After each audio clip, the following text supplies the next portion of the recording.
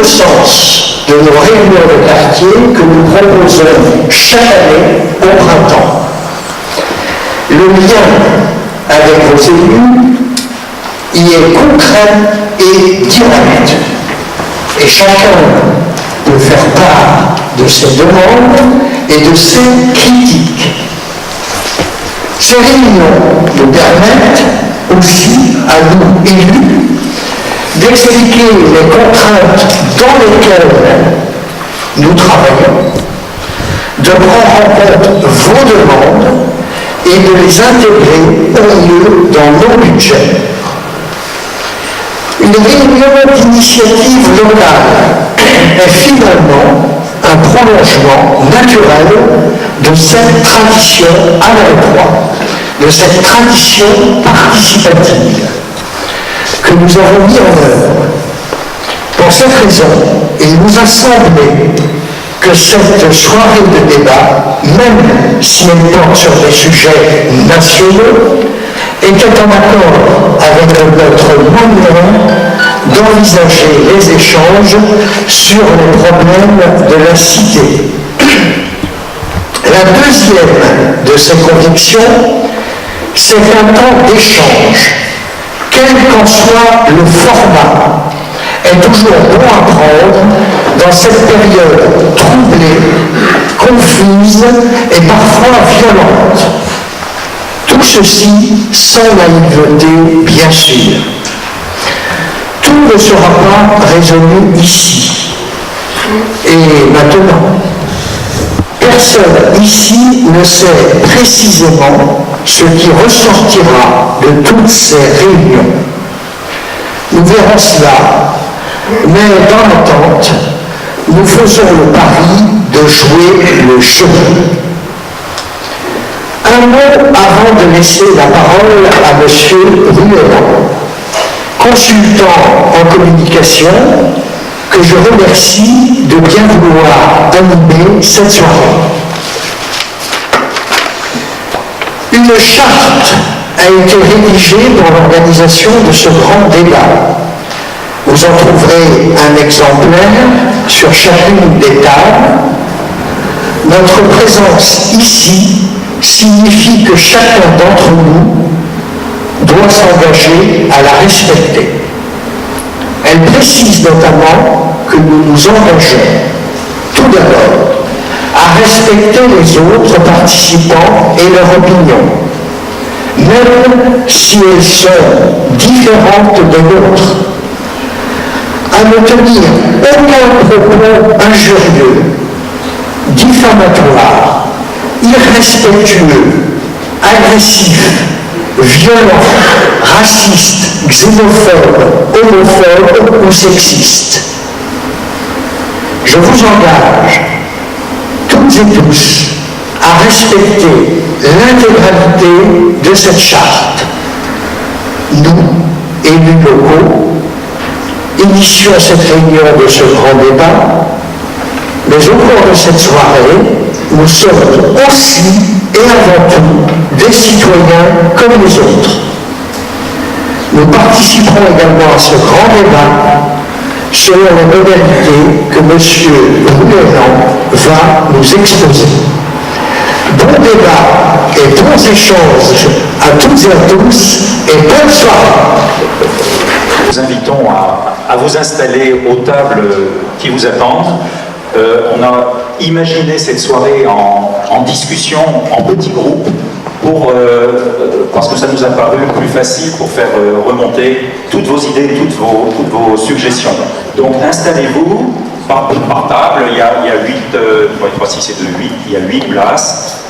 Prenez place et on va vous présenter la manière dont on a imaginé cette soirée. Merci à vous.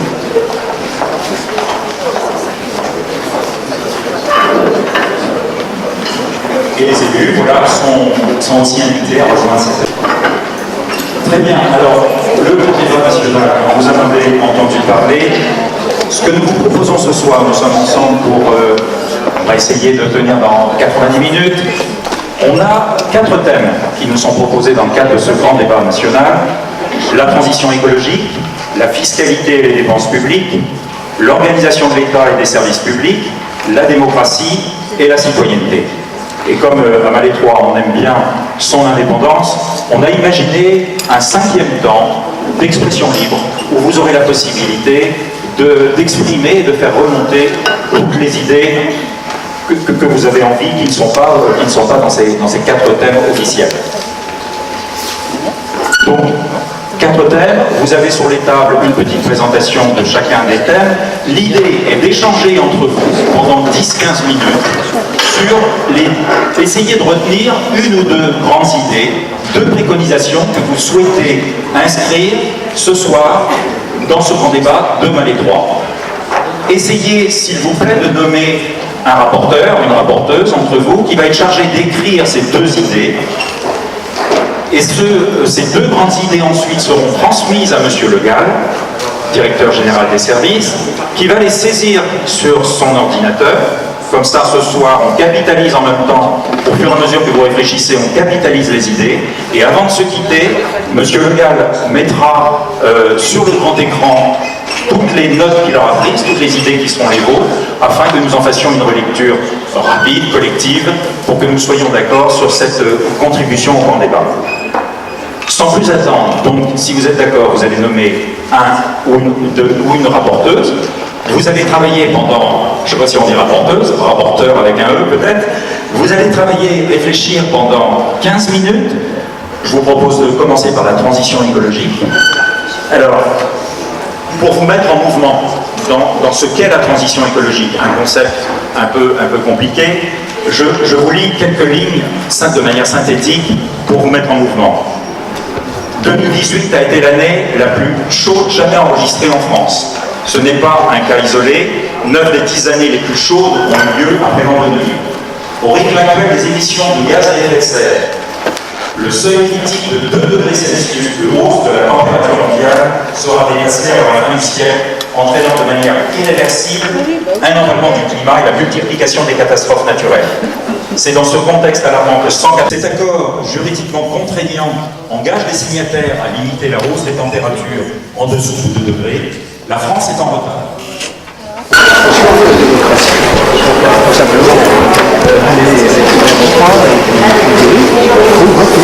Si on ne veut pas envoyer mais une obligation, si on veut que la démocratie soit la règle, c'est une question de liberté. C'est ce qui fait qu'il Non, il y a d'autres choses qui sont liberticides. Moi, je ne partage pas du tout ce point de vue. Moi, je pense qu'il faut laisser la liberté de voter ou de ne pas voter. Et d'ailleurs, si la personne ne vote pas, qu'est-ce qui va lui arriver? On va la sanctionner?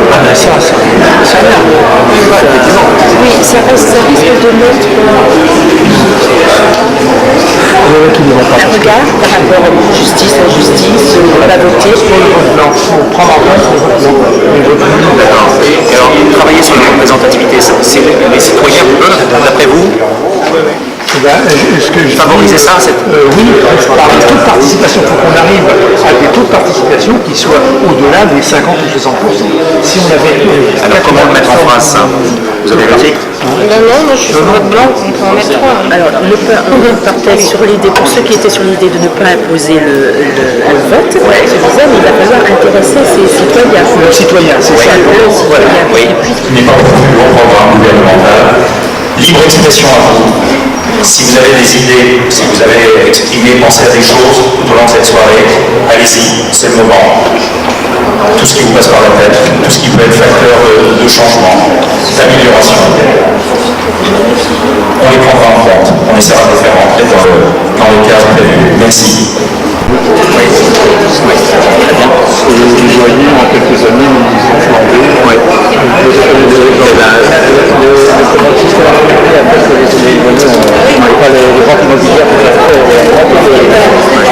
Oui, les gens, par exemple, je peux vous donner un exemple. Son loyer, c'est 800 €. Donc, il est obligé de prendre un loyer à côté de son travail parce qu'il faut montrer tout le matin. Vous voyez, c'est des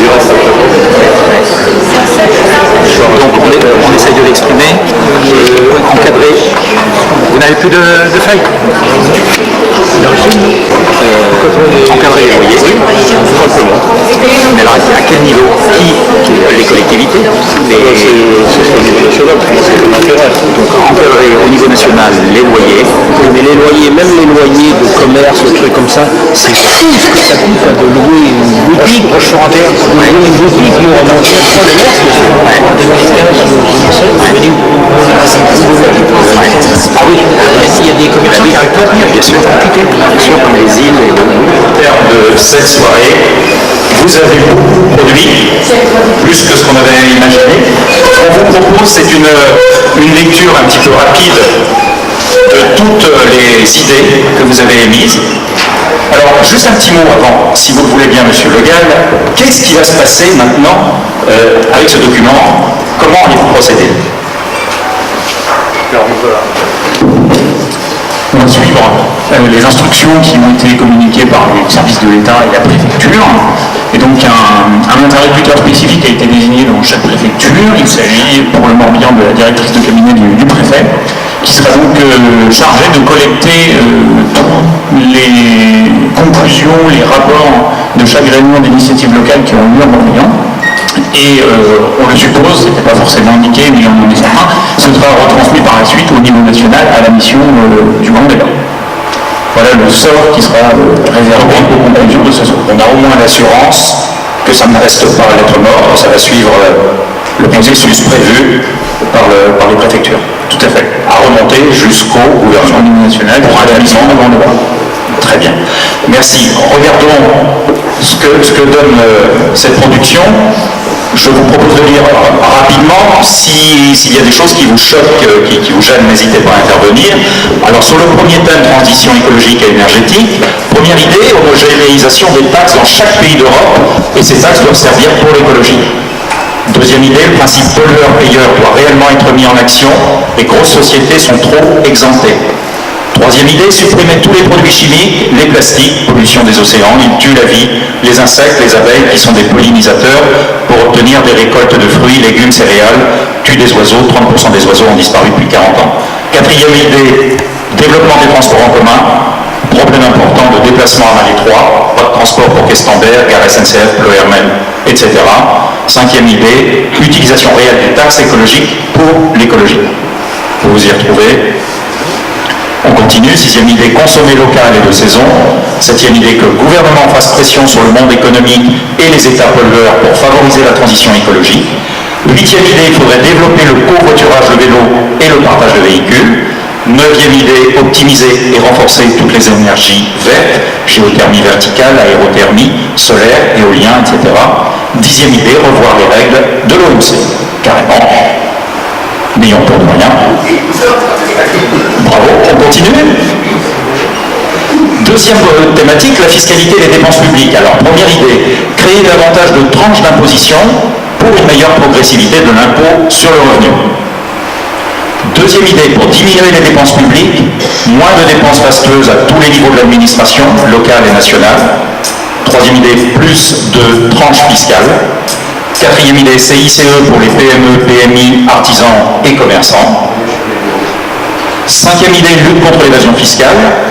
Sixième idée, meilleure répartition de l'impôt. Tout le monde doit payer des impôts au regard de ses revenus, plus riches des sociétés, GAFA comprises.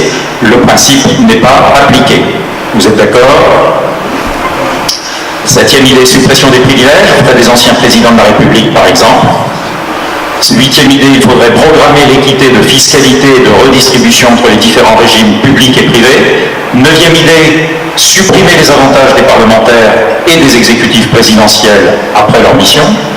Dixième idée, présenter un budget national équilibré comme cela est exigé dans les communes, les départements et les régions. Onzième idée, ne pas dépasser 50% de prélèvements obligatoires. Douzième idée, mise en place de l'impôt universel. Chaque citoyen paye un impôt suivant son revenu. Treizième idée, tenir compte des recommandations et de la Cour des comptes, ne pas mettre à la poubelle après lecture. Des commentaires, des précisions, vous vous retrouvez. Merci. Troisième groupe, troisième thématique, organisation de l'État et des services publics. Alors, première idée, réduire le nombre de strates administratives ne garder que région, département, municipalité, donc la commune. Deuxième idée, redonner le pouvoir aux communes qui sont naturellement plus proches de la population et à son écoute. Troisième idée, méconnaissance et besoin d'information concernant la complexité des différentes strates administratives.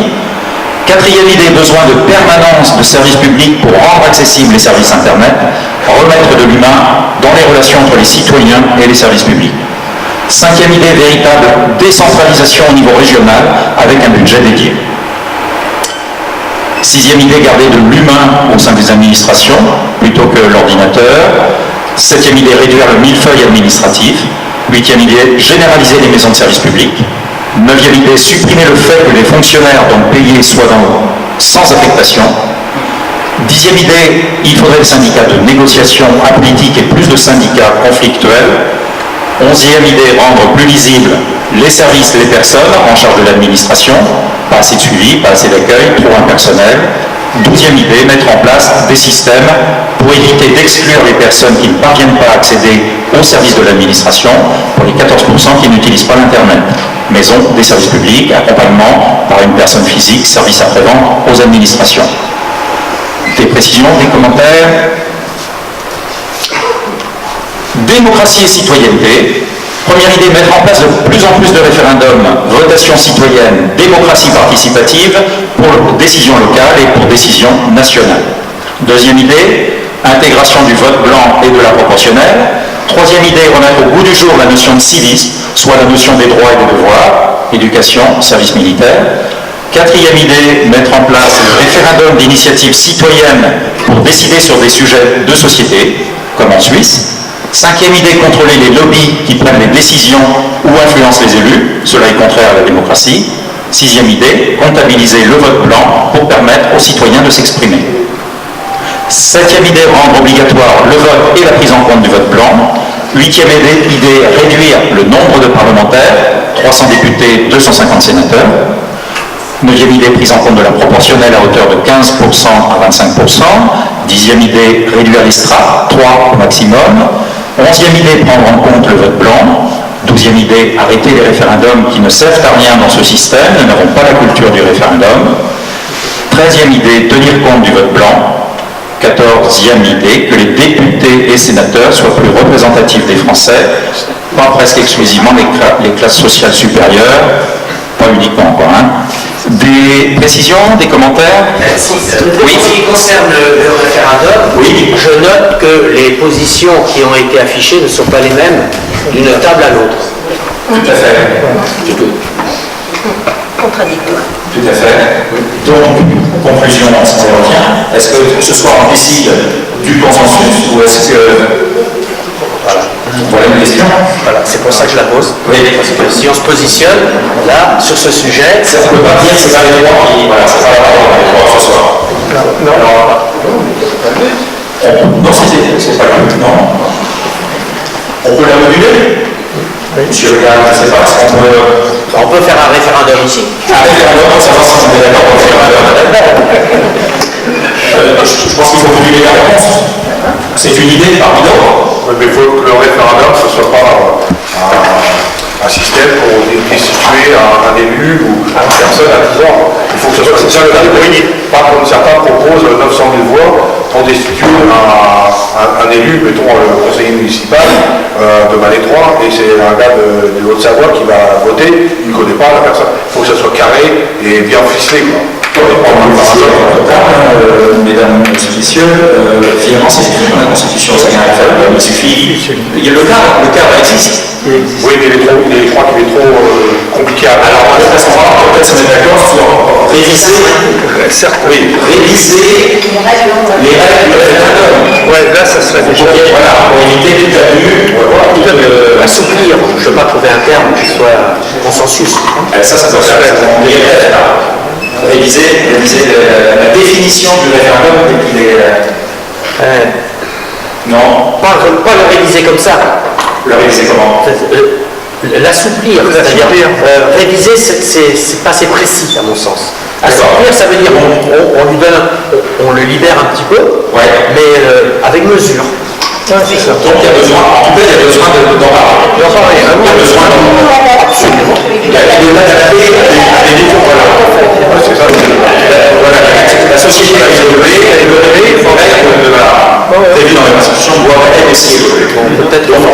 moment-là, sur le document, là, pour avoir un consensus. La question de assouplir et adapter les conditions de recours au référendum. Oui, C'est pas mal. ça ouvre au moins une réflexion sur le sujet. Tout à fait. Et c'est bon, on ne veut pas avoir ça. Voilà, quand même que ce soit évoqué. Est-ce que je supprime du coup l'amendement en fait une synthèse ou est-ce que c'est un simple qui vient un peu écraser ce qu'on a dit avant? Est-ce qu'on garde cette proposition-là? On garde que celle-là. C'est-à-dire qu'elle était un peu catégorique, l'expression d'avant, elle était restrictive. Oui, Alors que là, on l'a reformulée, on ouvre. voilà. D'accord. Très bien. Non, objection. En plus. Bon, il faut qu'on regroupe tout ce qui concerne le référendum. Ça n'a pas de sens en plus. Vous pouvez nous le mettre avec moi? Difficile de Non, on fait sans règle. Bon, choisir. Avant Oui. Et que ce soit nous qui la choisissions, parce que les contradictions vont avoir... Moi, je parle d'un autre problème sur le référendum. J'ai cru comprendre que la majorité des personnes ici souhaitaient qu'il y ait une diminution du nombre de nos représentants au point élus auprès de... C'était ça qui avait indiqué, n'est-ce pas? Oui. Moins de députés? Oui. D'accord. Bon, alors je suis peut-être la seule à avoir cette idée, mais je suis absolument contre. Vous souhaitez Je souhaite maintenir le nombre actuel? parce que j'estime que c'est la base justement de la démocratie, à moins de changer complètement la République. Et si on garde la République, on a des représentants. Oui, on n'est pas obligé d'obtenir les consensus ce soir. Pour moi, je pense que chacun est libre de ses propos et il faut mettre, même s'il y a des contradictions, il faut faire remonter tout cela au gouvernement. C'est ça le débat, c'est-à-dire que chacun dit ce qu'il a à dire, est responsable de ce qu'il dit et il faut remonter. Voilà, en signifiant que ça pose des questions qu'on n'a pas, monsieur Le Gall, il n'y a pas eu de consensus sur ces questions. Alors, en ces cas-là, qui va choisir en Mais non, On est capable de trouver un consensus, comme la synthèse du Parlement. Le débat est un débat, c'est-à-dire que c'est après ce là-haut, ils auront à choisir. Moi, je ne sais pas. On va choisir nous-mêmes. La formulation que vous avez donnée, la formulation était assez souple, justement pour qu'il y ait consensus. C'était suffisant, en fait. On n'a pas de précision écrite. De toute façon, nous avons été donnés par la préfecture, a priori, je veux dire a priori, les préfectures ne servent uniquement que de boîte aux lettres de gestion du niveau national. Donc il n'y a pas forcément de tri effectuable sur ce qui sera remonté ici. Et la préfecture n'a pas à modifier quoi que ce soit dans la remontée d'un débat d'une commune. C'est la boîte aux lettres, comme vous dites, c'est le relais qui remonte après à la... Donc, on décide de faire apparaître les points de vue différents. Vous n'êtes pas d'accord, mais oui, mais les règles du jeu sont la diversité. C'est le but du grand livre, oui. Vous n'êtes pas d'accord parce qu'il y a un consensus. Je préfère qu'une salle qui représente Malétroit soit capable de trouver le juste équilibre plutôt que d'envoyer un catalogue de 3 positions diverses. C'était pas prévu. Non, c'est pas ça. On n'a pas prévu un consensus. Parce que là, il aurait fallu des tables en carré et puis... La nuit de discussion. Parce que la question du nombre de députés, on ne va pas la résoudre ce soir. On est pour, on est contre, on est plus, moins, mais à moins de voter et faire un référendum entre nous, mais on ne va pas y arriver. Donc ce qui est important, c'est de montrer qu'on a réfléchi à la question. C'est que cette question-là nous pose problème. Même si on n'a pas trouvé Au niveau national, Malétroit ne sera pas un cas. Non. Il y aura d'autres débats. Tout à fait. Ce qui est important, c'est qu'on fasse remonter que ce point-là nous pose question. Oui, monsieur. Est-ce que les gens qui prennent la parole peuvent parler plus lentement, plus fort, Parce que j'ai des problèmes d'audition, je ne suis pas seul. Excusez-moi, monsieur. On peut faire passer un micro, si vous voulez, comme ça. Alors, Non, c'est pas la peine. Donc, pour le référendum, je pense qu'il est bon de garder les deux formulations parce qu'elles sont quand même différentes. Le référendum tel qu'il existe actuellement, c'est plutôt l'État qui décide, alors que ce qu'on demande dans votre formulation, c'est référendum citoyen qui est à l'initiative des citoyens, donc c'est complètement différent. Donc gardons les deux formulations pour moi. oui, est-ce que cette proposition vous conviendrait? Moi, je suis tout à fait d'accord. Je pense que tout ce que j'ai compris du grand débat, l'objet du grand débat, c'est de faire remonter les avis de tout le monde, individuellement, et non pas de faire des consensus. C'est comme ça que je l'ai compris, en tout cas. Oui. Et je crois que c'est important que chaque avis remonte personnellement. Sinon, on va faire des déçus, et puis certains avis ne remonteront pas, donc ça n'aura plus de sens. Tous les citoyens s'expriment. Absolument. Indépendamment. Tout à fait. Peut-être qu'il y a une manière de les présenter pour montrer qu'il y a des réunir sur un titre la question du référendum, et puis en dessous, montrer les points de vue divergents. D'accord? On en reste là? On termine avec le dernier point qui était donc l'expression libre. Qu'est-ce qui est remonté de cette expression libre? Première idée, encadrer les loyers au niveau régional pour permettre aux jeunes employés d'avoir un reste à vivre suffisant, un pouvoir d'achat suffisant. Par exemple, un jeune apprenti boulanger qui a un salaire de 1 400 € paye un loyer de 800 €. Le logement doit se trouver à proximité de la boulangerie pour éviter trop de déplacements.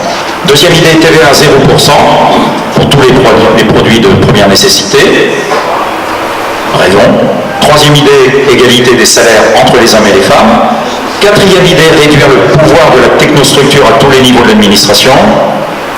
Cinquième idée, plus de compétences aux régions. Décentralisation du pouvoir, l'État doit avoir un pouvoir régalien uniquement. Sixième idée, mettre en place un comité d'éthique de l'intelligence artificielle. Septième idée, dans une entreprise, que les écarts de salaire ne soient pas indécents. Supprimer de nombreux avantages pour les anciens présidents de la République, les premiers ministres, etc. Et neuvième idée, remettre l'ISF. Là non plus, j'imagine qu'il n'y a pas consensus. Donc on est bien dans des idées exprimées par les individus ce soir à Malétroit. Est-ce qu'il y a des choses que vous souhaitez ajouter? Préciser? Oui, monsieur? Des groupes du CAC 40 notamment. Oui. Et Bercy se réserve le droit de poursuivre ou de ne pas poursuivre. Donc c'est totalement... L'idée c'est plus de justice. On négocie avec ces gens-là. Ils doivent 4 milliards, d'ailleurs Donc de l'équité. Allez, à l'équité dans le Vous auriez une équité de la loi, la même justice. pour tout le monde. Oui, alors on pouvait situer dans quel cadre? C'est dans le cadre de la fiscalité, De la fraude fiscale. fraude fiscale, La lutte contre la fraude fiscale. Philippe Pasco. plus de justice, plus d'équité dans la lutte contre la fraude fiscale. Est-ce que vous connaissez Philippe Pasco, l'ancien adjoint au maire de Manuel Valls à Évry? Il nous a fait une conférence. Il a cité un exemple, donné un exemple bien précis. À Bercy, il y avait 6 hauts fonctionnaires chargés de la fraude fiscale à grande échelle. On les a orientés sur autre chose. Par contre, on a confié à 250 fonctionnaires du ministère des Finances la chasse aux fraudeurs au RSA. 250, pas 6, mais 7 pour les grandes fortunes. Il y a quand même 2 poids, 2 mesures. Bien, merci. Merci. Et bien, écoutez, oui, je trouve que le débat c'est démocratique, c'est bien déroulé, chacun a pu exprimer ses idées qui ont été prises en compte et nous transmettrons dès la semaine prochaine, vos services transmettront à la préfecture du Morbihan ce PowerPoint et la préfecture du Morbihan remontera ces informations de Marais 3 au niveau national, c'est-à-dire dans le ministère chargé de recueillir pour aller directement ensuite au gouvernement. Alors écoutez, merci à vous toutes et à vous tous. Merci également à la presse présente. Et au nom de toute l'équipe municipale, je vous souhaite à vous, mesdames et messieurs, une excellente soirée. À très bientôt. Merci.